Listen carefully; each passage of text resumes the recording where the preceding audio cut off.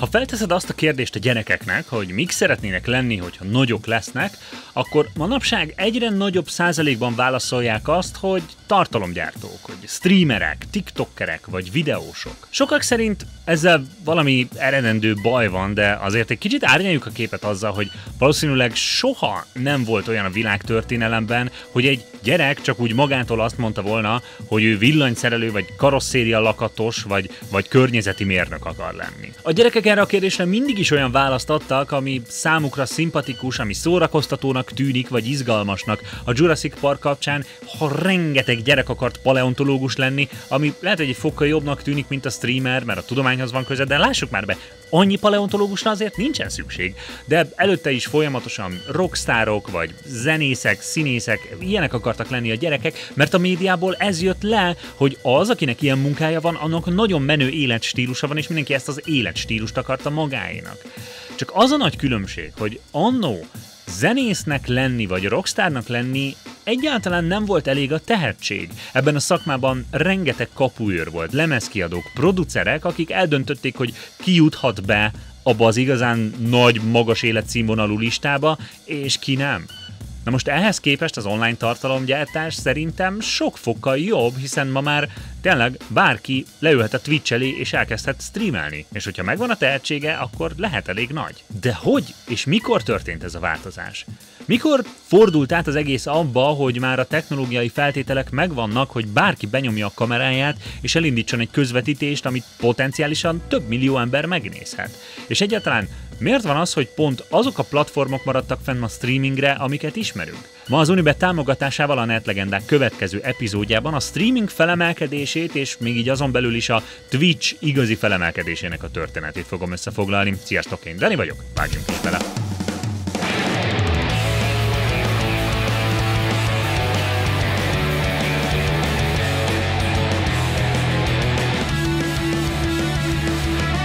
A játékos időnek vége. Na most, a Twitch elindulásának a történetét azt a legtöbb helyen könnyen meg fogod találni. Volt egy amerikai csóka, egy bizonyos Justin Kan, aki kitalálta, hogy ő szeretné az életét közvetíteni a nap 24 órájában az interneten. Volt egy techhez értő haverja, és vele együtt összeraktak egy olyan rendszert, ami lehetővé tette ezt, hogy egy internet kapcsolat segítségével egy folyamatos élő videó feedet töltsenek fel, és azt ugyanúgy élőben tudja nézni több száz vagy több ezer ember. Tegyük hozzá, 2006 hetet írunk, ez akkoriban azért nem kis technikai kihívás volt, és ezt ők maguknak tényleg megcsinálták. Amikor ez megvolt, fogtak egy kamerát, amit egy csipesszel Justin a sapkájára tudott erősíteni, ennek a kamerának a jele bement egy hátizsákba, ahol megvolt minden, ami a streaminghez szükséges, egy encoder, meg internetre csatlakozó mobil SIM-es routerek, és elindult a közvetítés. 2007 elején 8 hónapon keresztül közvetítette az egész életét Justin a justin.tv oldalon, és itt tényleg minden benne volt, az egész életen. Nem volt cenzúra, nem volt semmi kivágva. Jó, annyi volt, hogy igen, amikor WC-zett, akkor a kamerát fölfele irányította, meg ugyanez volt zuhanyzásnál, de ezen kívül tényleg mindent mutatott. És ezzel együtt nyilván felbukkantak az összes ilyen streamer prankek, amik hát előtte még nem voltak ismerősek, mert nem nagyon volt streaming, de jött az a nagyértékű pizzát rendelnek a házukhoz, meg igen, még a rendőröket is rájuk hívták egyszer, tehát a swatting, mint olyan, az már itt elkezdődött. Ráadásul mindeközben a telefonszámát is nyilvánosra rakta, vagy hát volt egy nyilvános telefonszáma, és ott a nézők betelefonálhattak, már elkezdődött nem sokkal utána egy élő chat is, amit Justin tudott olvasni, és lehetett neki írogatni, de e-maileket is lehetett írni, és akkor azt is olvasta, és az egész egy ilyen nagyon érdekes, ilyen interaktív livecast volt, és a legnagyobb probléma vele, hogy semmi nem maradt belőle. Ugye ez az egész egy élő stream volt, nem foglalkoztak akkor azzal, hogy ez videóként is rögzüljön valahova, hiszen az még bonyolultabb szoftver architektúrát meg tárhelyet jelentett volna, úgyhogy néhányan voltak, akik miközben ment ez a stream, csináltak felvételeket, és ebből tudok mutatni néhányat, de alapvetően ez a 8 hónapnyi felvétel, ez teljesen eltűnt, elszállt az éterben, nem maradt meg belőle semmi. És nyilván már amikor ment Justinnek ez a úgynevezett livecastja, már akkor igazából egy nagyon fő téma, meg így a business meetingeknek a témája az volt, hogy ők akarnak ebből az egészből egy bizniszt csinálni. Tehát egy olyan oldalt akarnak csinálni, ahol nem csak Justin életét nézheted, hanem bárki más is csinálhat ugyanilyen livecastokat. Már nagyjából olyan 4 hónapja ment a közvetítés, amikor sikerült azt megoldaniuk, hogy mások is regisztrálhassanak az oldalra és elkezdhessék a saját streamjeiket elindítani. A következő hónapokban egyre több és több kategóriával bővült az oldal, és kiderült, hogy mindenféle dolgokat lehet így livestreamelni, ami ilyen tök szórakoztató és tökre van közönsége. Nyilván elég hamar feltűnt, hogy a videójátékok közvetítése az egyik legnépszerűbb mindközül, úgyhogy úgy döntöttek, hogy ez a gaming kategória lehet, hogy egy teljesen külön aloldalt is érdemelne a mindenféle IRL streamekre fókuszáló Justin.tv mellett. A Twitch játék kifejezés még a 80-as évekből származik, és azokra az ilyen játéktermi árkád játékokra utaltak, ahol valamire nagyon gyorsan kellett reagálnod, ahol nem az volt a lényeg, hogy fejtörőket kell megoldanod, hanem effektíve a reakció idődre épülő ügyességi kihívások voltak benne. Azóta is gyakorlatilag nem olyan népszerű már ez a kifejezés, de hogy azokat a játékokat tömöríti, amiknél az a fontos, hogy gyorsan tudsz reagálni, gyors mozdulatokkal, ugye a twitching, az ilyen gyors mozdulat, hogy gyors mozdulatokkal tudsz reagálni a játék történéseire. Tehát gyakorlatilag minden FPS ide tartozik, a mobák, stb. És nyilvánvalóan ezt a kifejezést választották Justinék a gaming aloldalukra, és 2011. júniusában elindult a Twitch.tv. A következő években a Twitch annyival népszerűbb lett, mint a Justin.tv, hogy 2014-re eldöntötték, hogy a két oldal anyacégét is átnevezik Twitch Interaktívra, és ezzel egy időben a Justin.tv-t teljesen bezárják, és az ott lévő streaming kategóriákat szimplán alkategóriákká teszik a Twitch.tv-n. Ezzel együtt egy másik nagy újdonságot is bejelentettek, mégpedig az, hogy amúgy az Amazon felvásárolta ezt az oldalt $970 millió, igen, majdnem $1 milliárd. Egy külön érdekesség, ami nagyon más irányba vihette volna a történelmet, hogyha így történik, hogy amúgy majdnem a Google vette meg a Twitch-et ekkor, csak itt két fontos probléma is felmerült. Az egyik, hogy Justinék sem szívesen adták volna a Google-nek a céget, hiszen úgy érezték, hogy a YouTube mellett a Twitch az csak egy ilyen másodlagos platform lett volna, vagy meg is szűnt volna a Twitch, mint olyan, mert csak csatornázták volna a funkciókat a YouTube-ba. A másik probléma meg amúgy a Google részéről volt, hiszen a mindenféle ilyen monopól ellenes vizsgálatok során volt vizsgálat arról, hogy ha a Google vette volna meg ezt a másik nagy online tartalomgyártói platformot, azzal már egy kicsit túl monopól helyzetbe kerültek volna, és ezt lehet, hogy amúgy sem engedélyezte volna az Egyesült Államoknak az üzleti hivatala. A lényeg, hogy Jeff Bezos cégének zászlaja alatt, de amúgy még mindig az egyik eredeti fejlesztő Emmett Shear vezérigazgatóságával a Twitch iszonyú nagyra nőtt. Konkrétan arról van szó, hogy ha ma arról beszélünk, hogy streamer vagy livestreaming, akkor elsősorban mindenkinek inkább a Twitch jut eszébe. Annak ellenére is, hogy az összes többi nagy közösségi média platform bevezetett ilyen vagy olyan módon livestreaminget, nyilván a Facebook, Instagram, a YouTube, stb. Sőt, kifejezetten olyan platformok is létrejöttek, amik ugyanúgy streamingre szakosodtak kizárólag, mint a Twitch, ugye a Microsoftnak az azóta már bezárt Mixerje, a volt Twitch streamerek által alapított Kick, vagy a Trovo, vagy stb. Rengeteg ilyen platform van, léteznek még most is a Twitch mellett, vagy hát le lettek építve, mint mondjuk ugye a Facebook meg a YouTube, de egyik sem soha nem érte el a Twitch népszerűségét és a felhasználói bázisát. És nagyjából, hogyha a Twitch történetére vagyunk kíváncsiak, akkor leegyszerűsítve ez ennyi. De nyilván felmerül még néhány olyan kérdés, hogy amikor a Justin.tv elindult, nyilván nem egy légüres térben kezdték el ezt az egész livestreaminget. Nem ők voltak az elsők, akik az ilyen életközvetítését elkezdték és elindították. Abban az évben, amikor elindult a Justin.tv, már több különböző streaming platform is elindult. Két kérdés maradt. Miért pont a Twitch lett a legnépszerűbb mindközül, és ki volt az eredeti inspiráció, aki indította őket? Mert hogyha tényleg messzire visszamegyünk a livestreaming történetében, akkor már a 90-es években volt, aki az egész életét közvetítette, és muszáj vele is foglalkoznunk, mert eléggé úgy tűnik, hogy ő volt az, aki feltalálta a livestreaminget.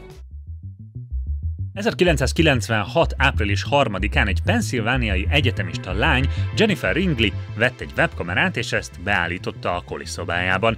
Kitalálta, hogy mennyire vicces lenne, hogyha ennek a webkamera feedjét ilyen szűretlenül megoszthatná az egész internettel valahogyan. Nyilván a 90-es évek közepén vagyunk, szóval ennek a technikai feltételei még nagyon nem voltak adottak, főleg tényleg az internetsebesség sem, úgyhogy egy olyan kompromisszumos megoldást talált ki, hogy a webkamera 3 percenként készített egy képet, és azt feltöltötte egy oldalra. A jennycam.org 1996. április 14-én indult el, és eredetileg semmi extra célja nem volt, csak az, hogy bemutassa az életét. Nyilván egy egész fontos adalék a sztorihoz, hogy Jennifer Ringlit a szülei nudistának nevelték, és tehát amikor felmerült az, hogy az életét közvetíti, akkor tényleg nem volt visszafogás semmiféle intim pillanatokban, amikor feljönnek hozzá a szobába, vagy öltözködik zuhanyzás után. Szóval, hogy értitek, hogy azért mi volt az eredeti vonzereje ennek a streamnek.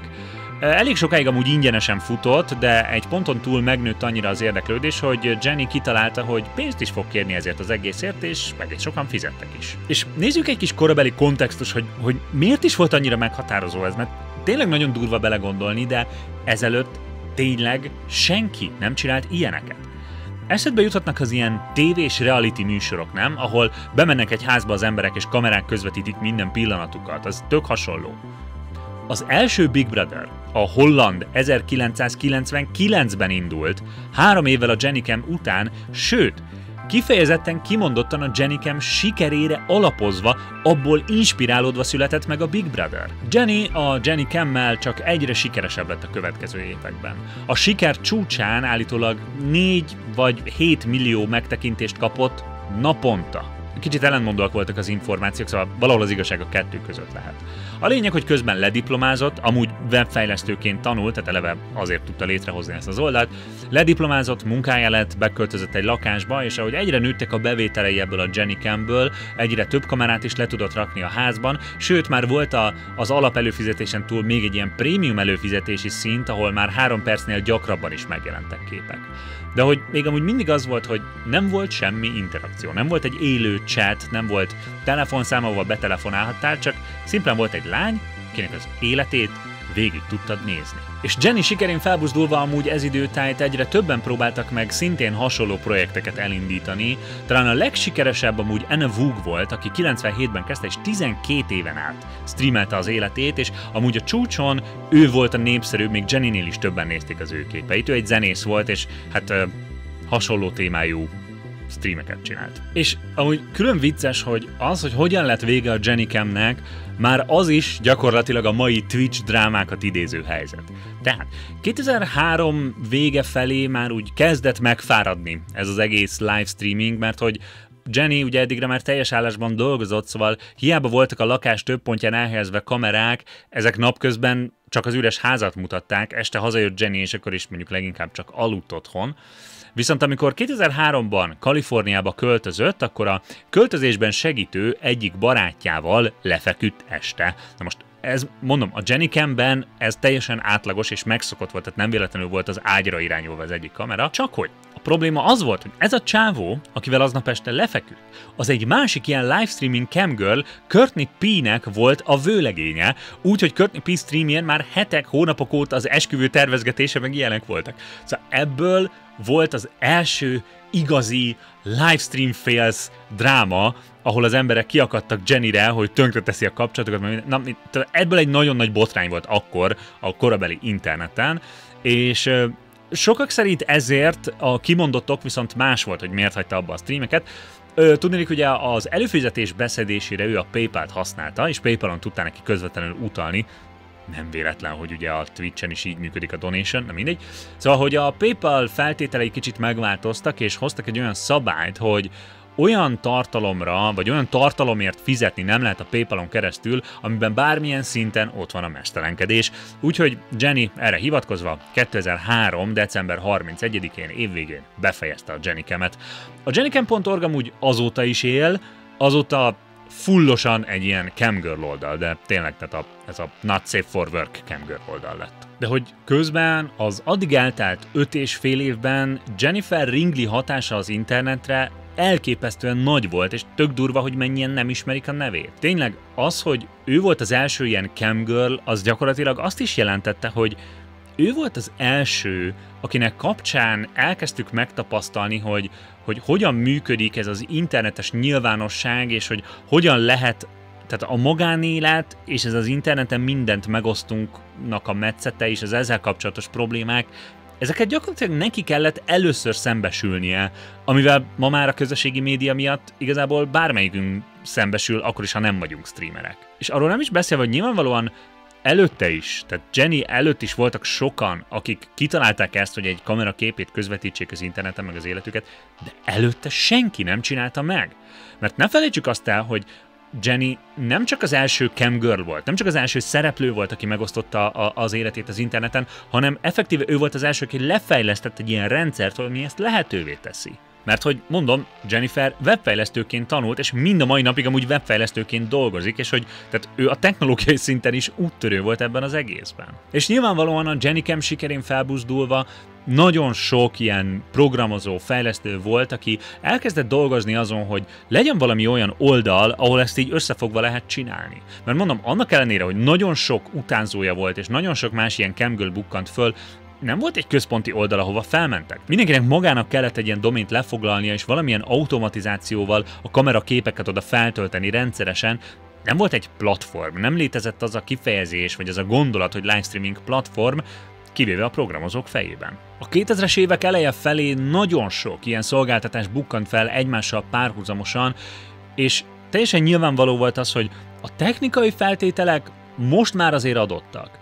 Ezt most már többen is le tudják programozni, hogy megoldják ezt az online videó streaming problémáját, csak az volt a kérdés, hogy ki lesz az, aki ezt a legkényelmesebben meg tudja csinálni, a legmegbízhatóbban, hogy majd az ő neve maradjon fel, mint a streaming platform, és ők legyenek a livestream otthona. Nyilván az előző sztoriból tudjuk, hogy végül Justin Kan és csapata volt az, akik ezt elérték. De tegyük hozzá, hogy nem mindenhol.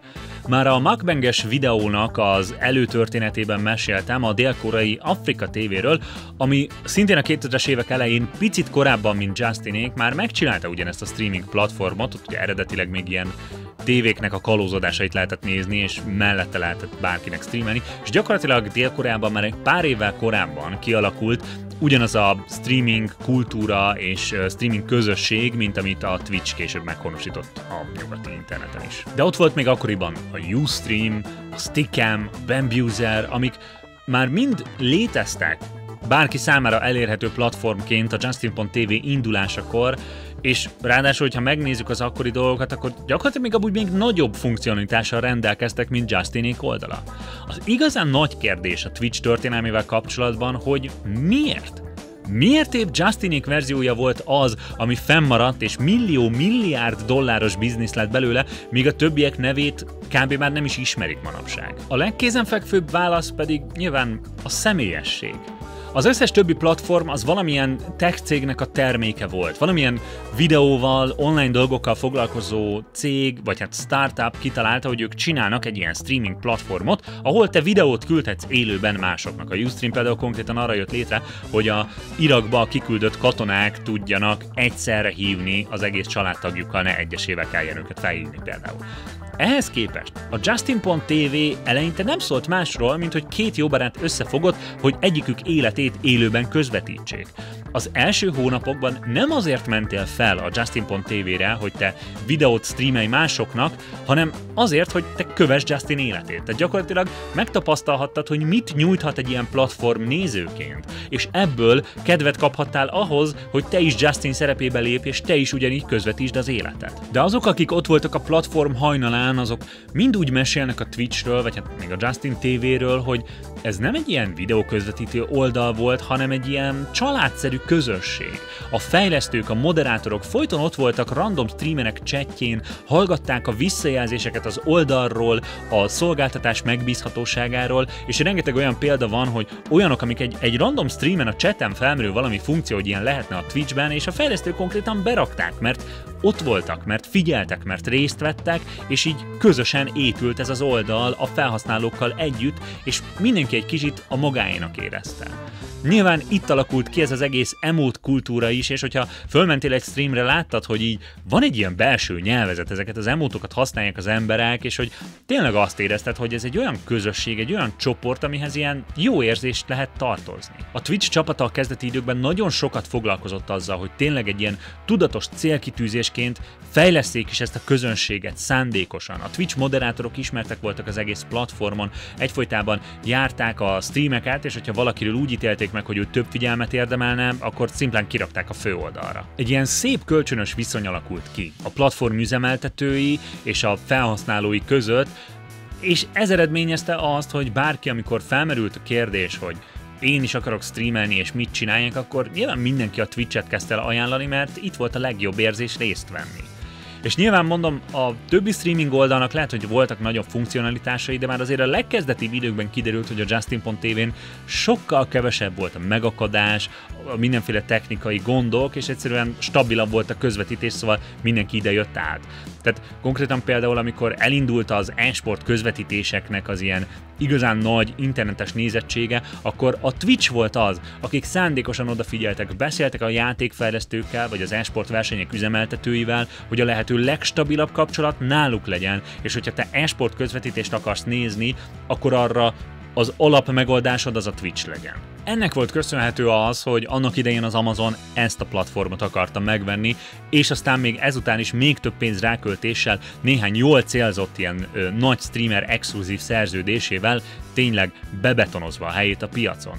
Annak ellenére mondom, hogy jöttek más konkurensek, nagy konkurensek, tehát a Facebook meg a Google azért nem kicsik, és nekik beletört a bicskájuk ebbe a streamingbe. Még úgy is, hogy a Twitchnek amúgy rohadt sok botránya is volt. És igen, most azokról az ilyen nagyon idióta bannokról beszélek, ami miatt eléggé megingott nagyon sokak hite a Twitchben, már 2 teljes toplistát csináltam erről az egészről, de még így is a Twitch streaming piacvezető helyét ezt sem tudta megingatni. Én, mint olyas valaki, aki azért tartalomgyártással foglalkozom, streamelni eddig nem streameltem olyan nagyon, most így próbálom ezt is így beindítani, de már ennyiből én is látom azt, hogy a Twitch messze a legjobb platform erre az egészre.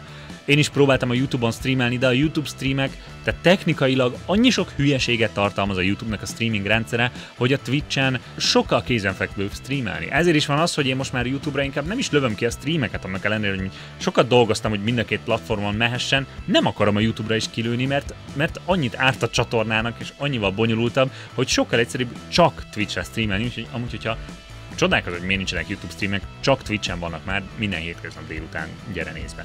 A másik ilyen pedig, hogy ha azt nézzük, hogy a közösség, a Twitchnek a közössége, ez még mindig megvan. És gyakorlatilag ez a streaming kultúra még mindig a Twitchhez kötődik a legjobban, és az is ezt mutatja, hogy a Twitch nevéhez fűződik a legnagyobb ilyen streaming fesztivál, vagy konferencia, vagy nem tudom minek nevezzem, ugye a TwitchCon, amiből évente több különböző alkalom is van a világ több pontján, ugye jellemzően mindig van egy európai, meg egy amerikai időpont, és ráadásul az európai az pont most hétvégén, szombaton, vasárnap lesz Rotterdamban, és itt amúgy hadd promózzam be, hogy amúgy megyünk ki streamelni erről a Rotterdami TwitchConról, úgyhogy ha erre kíváncsiak vagytok, akkor az Unibet Magyarország Twitch csatornáján tudjátok követni azokat a streameket, de ezen kívül is fogok még Rotterdamból streamelni így a saját csatornára is, úgyhogy ezekre a csatornákra iratkozzatok fel, hogyha ezekről nem akartok lemaradni, vagy gyertek a Discord szerverre, mert ott is szólni fogok róla. Ti amúgy hol és mikor láttatok először ilyen élő videó közvetítést az interneten? Létezik még az a platform, ahol ti ezt először láttátok? Beszélgessünk róla a kommentekben, vagy a Discord szerveren, ez linket találtuk a leírásban. Mint mindig, most is nagyon sokat segít, hogyha lájkoltok, kommenteltek, követtek mindenféle egyéb helyeken, mint Twitchen, TikTokon, Instán, Threads-en, stb. Várlak titeket legközelebb is. A csatorna támogatója az Unibet.